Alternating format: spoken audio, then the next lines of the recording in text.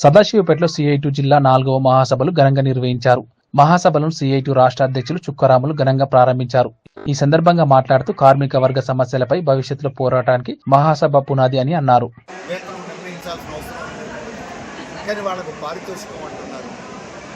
మధ్యాహ్న భోజన పథకంలో బాలబాలికలకు ఇస్తున్నటువంటి విద్యార్థులకు ఇస్తున్నటువంటి మధ్యాహ్న భోజనానికి ఒక భోజనానికి 6 రూపాయలు.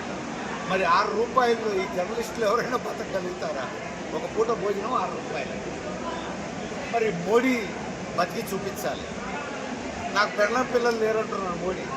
ఒంటిగాడే కదా, ఆయనకు ఒక్కడికి 6 రూపాయల భోజనం తయారు చేసి రుజువు చేస్తే, లేదా సంగారెడ్డి జిల్లాలో తెలంగాణలో బీజేపీ నాయకులు ఆర్ఎస్ఎస్ నాయకులు 6 రూపాయలతో ఒక భోజనం చేస్తే మనందరం నేర్చుకున్నాం.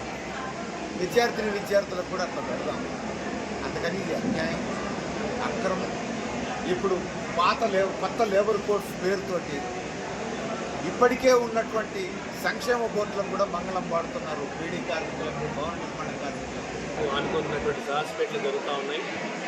3 సంవత్సరాలకు ఒకసారి జరిగేటువంటి మహాసభలలో ఈ 3 సంవత్సరాల పాటు ఈ జిల్లాలో సిఐటి చేపట్టినటువంటి కార్యకలాపాలను సమీక్షించుకొని భవిష్యత్తు కర్తవ్యాల్ని నిర్దేశించుకోవడం కోసం ఈ మహాసభలో చర్చించబోతూ ఉన్నాం. ఈ జిల్లా మహాసభలకి మొత్తం జిల్లా వ్యాప్తంగా ఉన్నటువంటి 28 మండలాలు, అట్లనే పారిశ్రామిక ప్రాంతాలు 9 పారిశ్రామిక ప్రాంతాల నుంచి 467 మంది ఎంపిక చేసినటువంటి డెలిగేట్స్ ఈ మహాసభలో పాల్గొంటూ ఉన్నారు. ఇందులో పారిశ్రామిక కార్మికులు ఉన్నారు, అట్లనే పబ్లిక్ సెక్టార్ కార్మికులు ఉన్నారు, అదేవిధంగా ప్రైవేటు అసంఘటిత రంగ కార్మికులు కూడా ఇందులో ఉన్నారు.